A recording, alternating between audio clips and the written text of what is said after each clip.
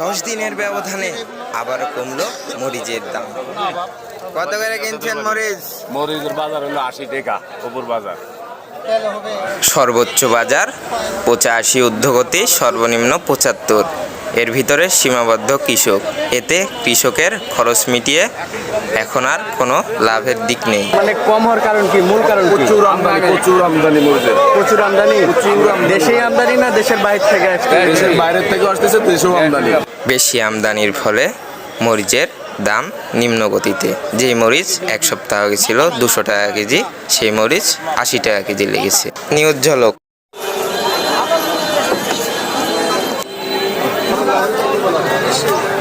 মরিচ কত করে কিনলেন?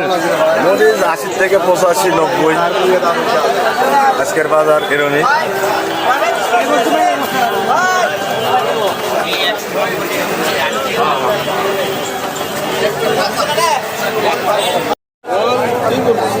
করলা কত করে মন বলছে?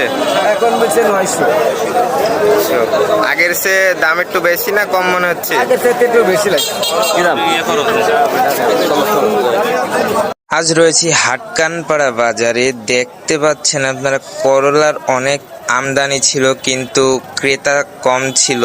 নিউজ ঝলক।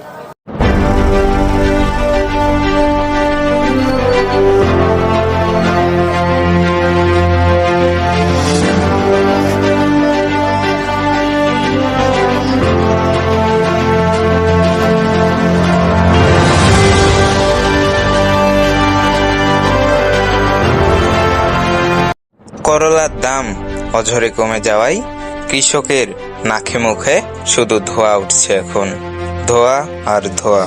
নিউজ ঝলক। বাজারে আগাম কফির উৎপাদন হয়েছে। দাম 90 টাকা কেজি, 3600 টাকা মন। এতেও কৃষক দিতে চাচ্ছে না কফি। আরও কিছু মুনাফার আশায় দাম দরাদরি করেছেন ক্রেতার সাথে। এমনটাই ছিল হাটকানপাড়া বাজার থেকে নিউজ ঝলক।